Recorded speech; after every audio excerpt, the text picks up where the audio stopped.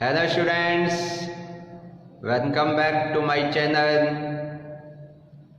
Today we are going to start next chapter of class 10th Hindi medium.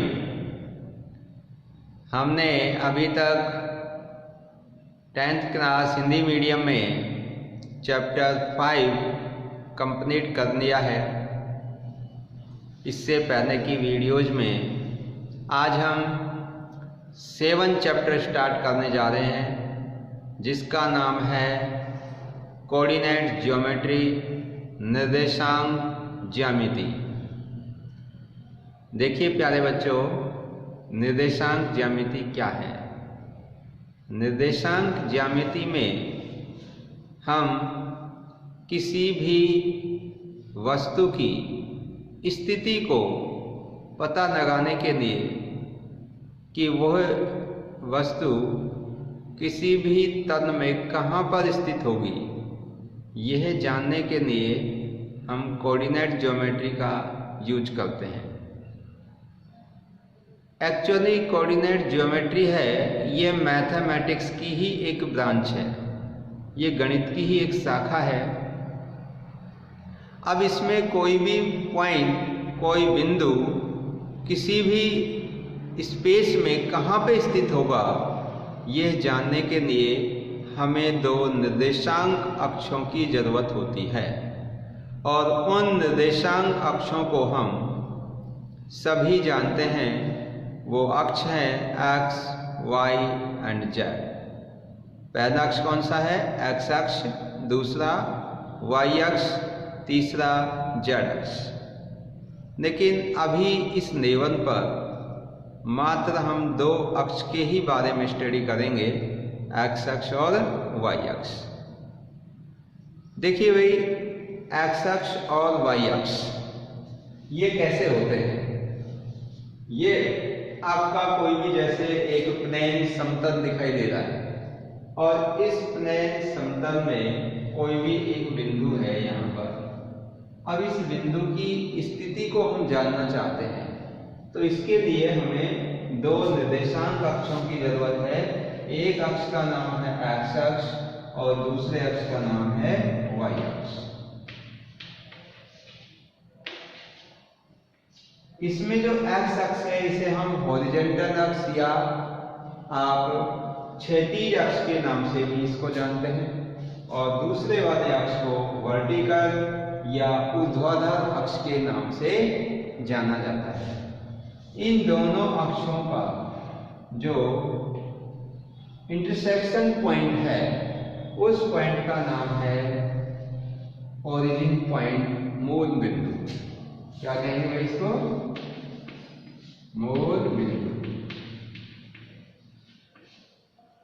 X और Y अक्ष जिस बिंदु पर एक दूसरे को काटते हैं, उस बिंदु को हम मूल बिंदु कहते हैं। अब इस मूल बिंदु से राइट हैंड साइड में अगर हम बढ़ेंगे आगे, तो जो OX डायरेक्शन होगी वो आपकी पॉजिटिव अक्ष के नाम से जानी जाएगी।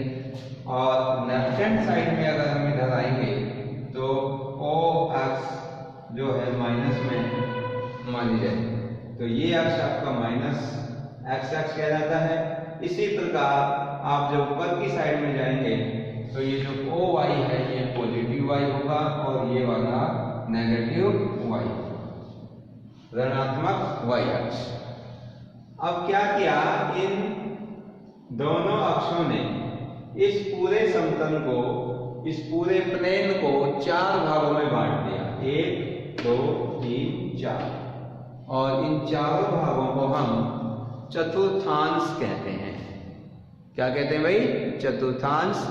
इंग्लिश में कहते हैं इनको क्वाड्रेंट। तो ये फर्स्ट क्वाड्रेंट है, पहला चतुर्थांश, ये दूसरा है, ये तीसरा है और ये चौथा है। ये 4 हमारे चतुर्थांश हैं, यानी कि क्वाड्रेंट्स हैं। अब इसके बाद में बात आती है निर्देशांक, कोऑर्डिनेट्स क्या है। तो निर्देशांक का मतलब है कि किसी भी बिंदु की y अक्ष से दूरी, और किसी बिंदु की y अक्ष से जो दूरी होती है उसको x निर्देशांक, और उसी बिंदु की x अक्ष से जो दूरी होगी वो y निर्देशांक कहलाता है। यानी कि x और y इन दोनों को अगर हम एक छोटे ब्रैकेट में रख देते हैं तो ये हमारे बन जाते हैं किसी बिंदु के निर्देशांक, कोऑर्डिनेट। क्लियर है भाई? तो कोऑर्डिनेट क्या है? y अक्ष से दूरी और x अक्ष से दूरी। देखो ये y अक्ष से दूरी, ये वाली दूरी y अक्ष से दूर है। इस पॉइंट, अगर इस पॉइंट का नाम मैं P रखूं तो P की y अक्ष से दूरी जो कि हमारी किसके इक्वल होगी? x अक्ष के, क्योंकि जो दूरी ये है ये दूरी ये होगी। तो हमारी जो y अक्ष से दूरी होती है उसको x निर्देशांक, और इस पॉइंट की x अक्ष से जो दूरी होगी ये वाली, ये दूरी और ये दूरी दोनों सेम है, इसका मतलब ये y निर्देशांक कहलाता है। तो किसी बिंदु के निर्देशांक क्या हुए भाई? x और y की वैल्यू, और x और y क्या है? x आपका y अक्ष से डिस्टेंस और y है जो x अक्ष से डिस्टेंस। डिस्टेंस फ्रॉम y अक्ष is called x axis and distance from x axis is called y coordinate. Clear? इस प्रकार से अब देखिए जो ये पॉइंट है O, जिसको कि हम मूल बिंदु के नाम से जान रहे हैं, इस पॉइंट के जो कोऑर्डिनेट होंगे उसमें x 0 होगा और y भी 0 होगा। तो क्या होंगे इसके कोऑर्डिनेट? 0 0। यानी कि आप इस बिंदु पर यहाँ पे खड़े हैं तो ना तो हम x डायरेक्शन में आगे गए हैं, 0 पे ही खड़े हैं, ना y डायरेक्शन में आगे गए, यहाँ पे 0 पर ही खड़े हैं। तो कहने का यह है कि मूल बिंदु के निर्देशांक क्या हुए? 0 0, और x निर्देशांक क्या हुआ? x निर्देशांक हुआ y अक्ष से दूरी, और y निर्देशांक x अक्ष से दूरी। क्लियर? अब इसके बाद में हम इसमें पढ़ेंगे कि जो ये हमारे चतुर्थांश आए हैं, फर्स्ट, सेकंड, थर्ड, फोर्थ, इनके चिन्ह क्या क्या होते हैं, साइन। तो आप देख रहे हो इस फर्स्ट जो मैंने क्वाड्रेंट लिखा या फर्स्ट जो मैंने चतुर्थांश लिखा है, चतुर्थांश इंग्लिश में क्या कहते हैं इसको? क्वाड्रेंट।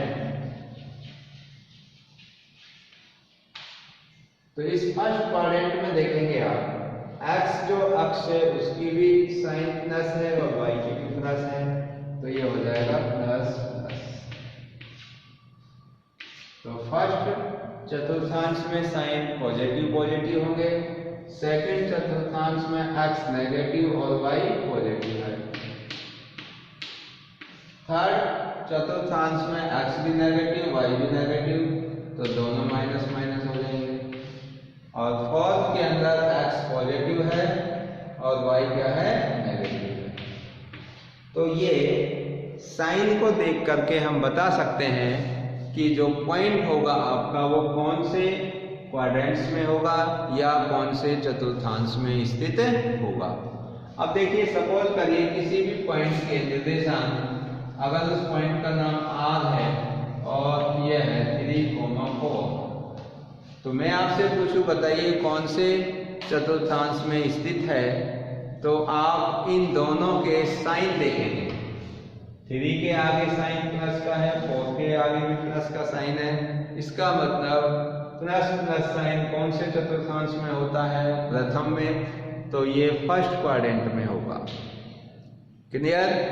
इसी प्रकार से अगर किसी पॉइंट के निर्देशांक ऐसे हो -3,4, तो पहला x से जो उसका साइन माइनस और y का साइन क्या है?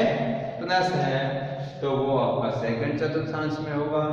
दोनों में अगर माइनस का रूट हो, ये पॉइंट थर्ड चतुर्थांश में होगा, और पहले वाले को प्लस दूसरे वाले को माइनस कर देता हूं तो ये फोर्थ चतुर्थांश में होगा। क्लियर है? तो इस प्रकार से हम किसी भी पॉइंट की स्थिति को बता सकते हैं कि वो कौन से चतुर्थांश में स्थित है। क्लियर? अब आइए देखिए, अब बात करते हैं हम इस चैप्टर में मेन जो है वो कौन कौन से ऐसे टॉपिक्स हैं जिनको हम इस चैप्टर में पढ़ेंगे। तो नंबर 1 टॉपिक है आपका, वो है दूरी सूत्र। तो दूरी सूत्र क्या है कि जैसे एक पॉइंट P यहाँ पर है और दूसरा पॉइंट Q यहाँ पर है, तो इन दोनों के बीच की दूरी क्या होगी, उस दूरी को निकालने के लिए हम डिस्टेंस फॉर्मूला या दूरी सूत्र का प्रयोग करते हैं। तो दूरी सूत्र के प्रयोग से, जिसको कि हम डिस्टेंस फॉर्मूला कहते हैं, उसके प्रयोग से दो बिंदुओं के बीच की दूरी हम फाइंड आउट कर सकते हैं। क्लियर है भाई? एक तो इस टॉपिक को पढ़ेंगे, दूसरा इसके अंदर टॉपिक होगा कि दो पॉइंटों के बीच के जो बिंदु होंगे, दो पॉइंटों के बीचों बीच में जो बिंदु है, उस बिंदु को हम मध्य बिंदु कहते हैं। तो मध्य बिंदु के कोऑर्डिनेट हमें फाइंड करने, यानी कि मिड पॉइंट के फॉर्मूले से। तो मिड पॉइंट का जो फॉर्मूला होगा उससे हम इस मध्य बिंदु के निर्देशांक फाइंड आउट कर लेंगे। और तीसरा जो हमारा टॉपिक है वो है सेक्शन फॉर्मूला, विभाजन सूत्र। तो विभाजन सूत्र क्या है उसको भी मैं आगे बताऊंगा। और लास्ट टॉपिक है इसके अंदर एरिया ऑफ ट्राइंगल, त्रिभुज का क्षेत्रफल। तो ये आपके मेन टॉपिक्स हैं जिनको कि हमें इस चैप्टर में पढ़ना है। तो आइए मैं फर्स्ट टॉपिक स्टार्ट कर रहा हूँ, दूरी सूत्र।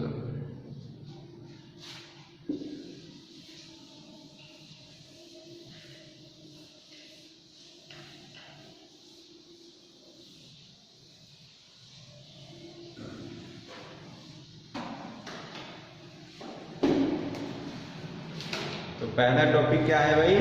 दूरी सूत्र। अब देखिए, अगर आपको जो मैंने अभी तक इसके अंदर नोट कराया है उसको अगर आप नोट करना चाहें तो आप लिख सकते हैं कुछ टॉपिक्स जो मैं इसमें नोट करा रहा हूँ। दूरी सूत्र को अभी थोड़ा सा आगे पढ़ लेंगे, पहले जो मैंने अभी पढ़ा है उसको नोट कर लीजिए। नंबर 1, क्या क्या पढ़े हमने? निर्देशांक अक्ष,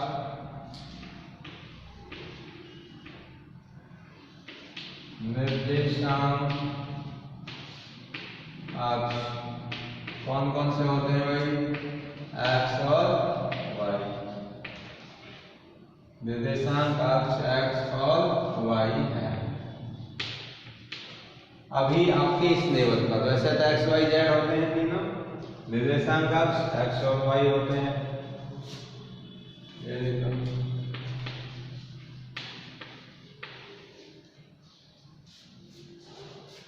नंबर 2, निर्देशांक अक्षों के प्रतिच्छेद बिंदु को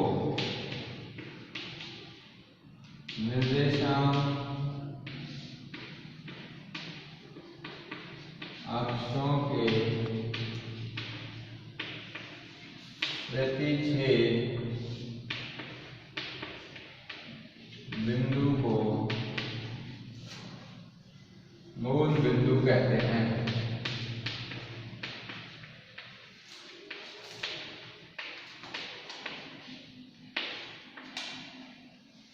मूल बिंदु कहते हैं। नंबर 3, वाई अक्ष और एक्स अक्ष से दूरी किसी भी बिंदु के निर्देशांक होते हैं। वाई अक्ष से दूरी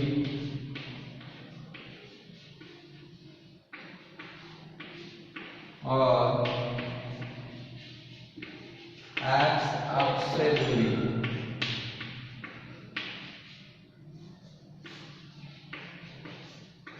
किसी बिंदु के निर्देशांक होते हैं। किसी बिंदु के निर्देशांक होते हैं। इसमें एक चीज और आपको याद रखनी है, जो एक्स निर्देशांक होता है उसको भुज और y निर्देशांक को कोटि भी कहते हैं। चौथा पॉइंट लिखेंगे, x निर्देशांक को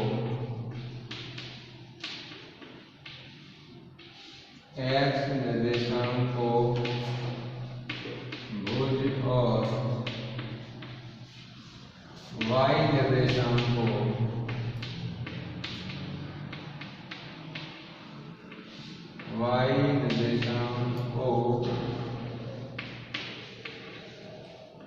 कोटि भी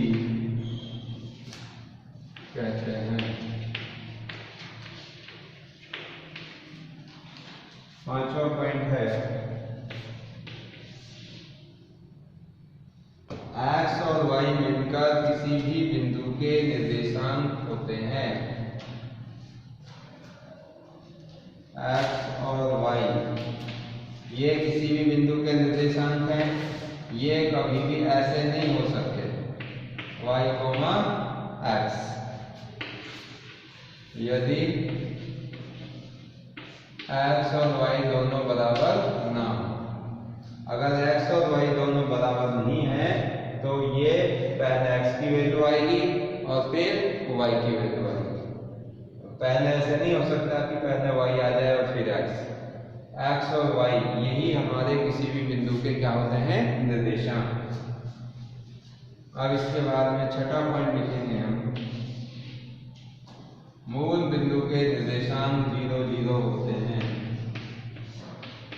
मूल बिंदु के निर्देशांक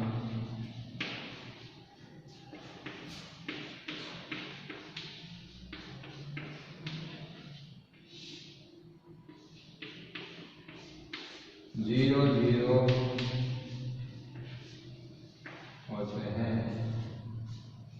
नंबर 7, x अक्ष पर स्थित बिंदु के निर्देशांक, x अक्ष पर स्थित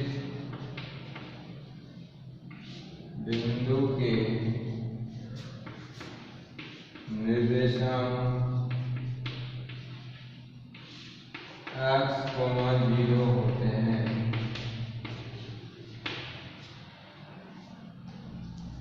नेक्स्ट पॉइंट है 8, y अक्ष पर स्थित बिंदु के निर्देशांक 0, y होता है।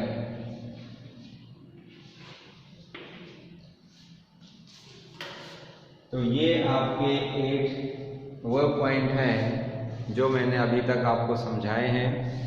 देखो, ये x अक्ष पर स्थित कोई बिंदु होगा तो उसके निर्देशांक क्या होंगे, x, 0, क्योंकि x अक्ष पर y हमेशा 0 होता है और x की वैल्यू आपकी कोई भी हो सकती है, इसलिए x की जगह तो x ही रहेगा पर y डेफिनेट 0 होगा। और y अक्ष पर कोई बिंदु होगा तो y अक्ष पर x की वैल्यू 0 होती है और y आपका कुछ भी हो सकता है। नेक्स्ट आगे चलेंगे। अब हम इसमें नोट करेंगे दूरी सूत्र।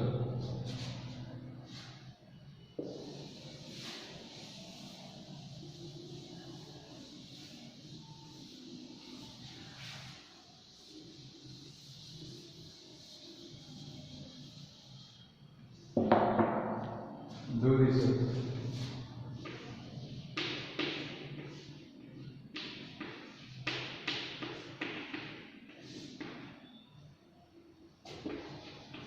यदि दो बिंदुओं P और Q के निर्देशांक क्रमशः x1, y1 और x2, y2 हो तो इनके बीच की दूरी PQ बराबर √x2 - x1 का whole square plus y2 - y1 का ये हम दूरी सूत्र के नाम से जानते हैं। इस फॉर्मूले से हम दो बिंदुओं के बीच की दूरी निकाल सकते हैं। अब इसके बाद में आगे लिखेंगे हम मध्य बिंदु सूत्र। देखो इसी को इसी में जोड़ देता हूं मैं कि अगर ये दो बिंदु हैं P और Q, तो इन दोनों के बीच में अगर कोई एक बिंदु हो तो मध्य में होगा, बीच में, और वो बीच में अगर वो बिंदु है तो उसको मध्य बिंदु कहेंगे। और उसके जो निर्देशांक हैं वो इस सूत्र से जाने जाएंगे, जिसको मैं लिख रहा हूं। मध्य बिंदु के निर्देशांक दो बिंदुओं के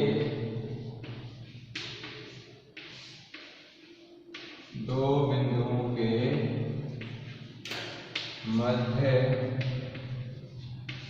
दो बिंदुओं के मध्य बिंदु के निर्देशांक। देखो जैसे दो बिंदु यही हैं आपके P और Q, तो इनके बीच में अगर कोई बिंदु होगा तो उसके निर्देशांक क्या होंगे? वो होंगे आपके x1 + x2 upon 2, y1 + y2 upon 2। ये मध्य बिंदु के निर्देशांक निकालने का फॉर्मूला है। अब आगे तीसरा है भाई, यहाँ के बाद में ये आपने 9 था, दो बिंदुओं के मध्य बिंदु के निर्देशांक, जिसको किस नाम से जानते थे हम? मध्य बिंदु सूत्र। मध्य बिंदु सूत्र।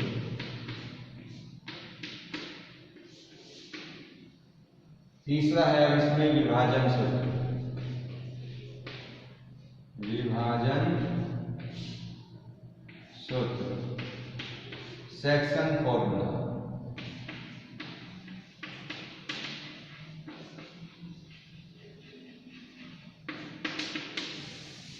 देखिए भाई सेक्शन फॉर्मूला क्या है, इसको थोड़ा सा ध्यान से समझेंगे हम। अगर कोई भी दो बिंदुओं के बीच, देखो कोई दो बिंदुओं को इस तरह से अगर हम जोड़ें, एक बिंदु A, इसके कोऑर्डिनेट मान लेता हूं मैं x1 और y1, दूसरा बिंदु B, इसके निर्देशांक x2, y2। इन दोनों बिंदुओं को जोड़ने से जो एक लाइन सेगमेंट बनता है, ये रेखाखंड, इस रेखाखंड के ऊपर अगर कोई भी एक पॉइंट है, सपोज दैट उसका नाम मैं मान देता हूं P, तो इसके जो निर्देशांक होंगे x और y, वो क्या होंगे? अगर ये बिंदु P इस लाइन सेगमेंट को m1:m2 में डिवाइड करता है, यानी कि इधर का जो हिस्सा है AP, ये m1, और इधर का हिस्सा PP, ये कितना है? m2। तो इस P के कोऑर्डिनेट क्या होंगे? तो देखिए इसको लिख देता हूं। दो बिंदुओं को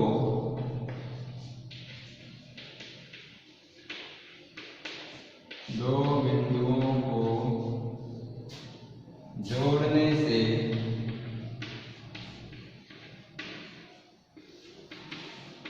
बने रेखाखंड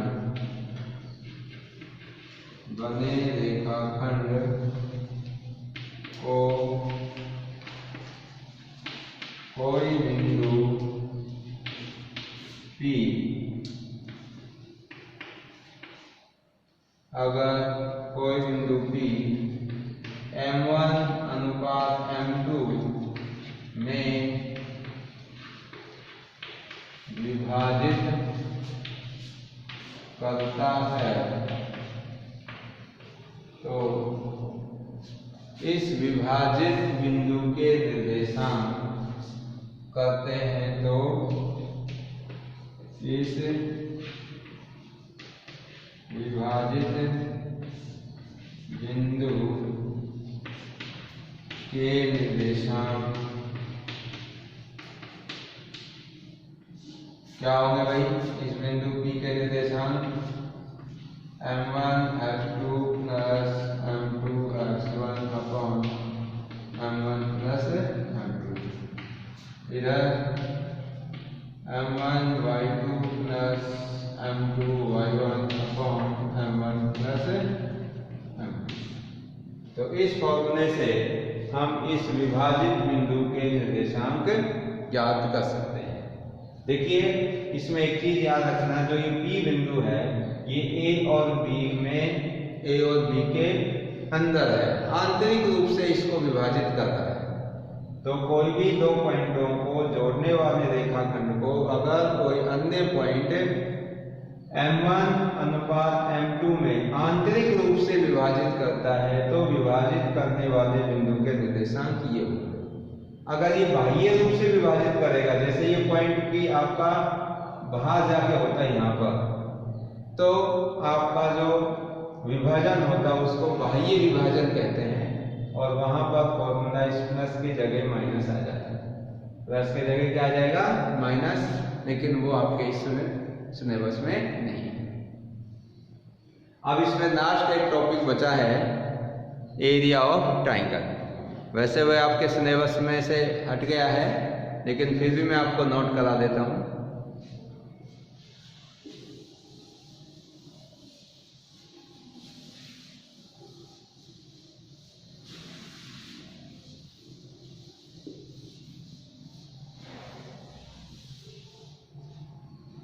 त्रिभुज का क्षेत्रफल।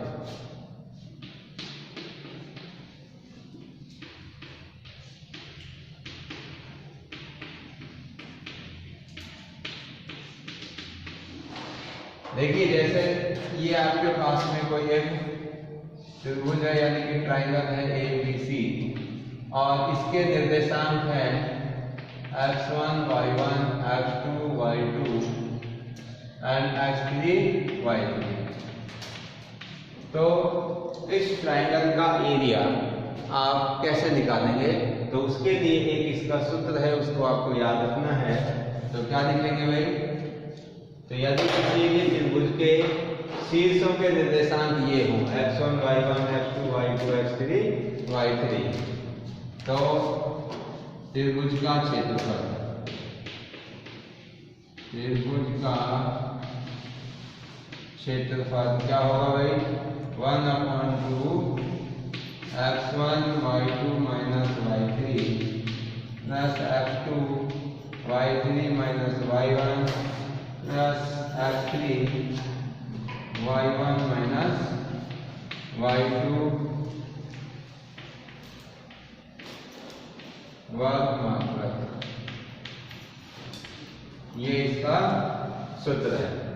x1 x2 x3 ये तो बाहर होंगे और ये सीक्वेंस में आएंगे 1 2 3, फिर 1 2 3 के बाद में जैसे 2 आ गया तो 2 3, फिर वापस से 1, फिर यहाँ 3 आ गया तो 3 के बाद 1 और 2।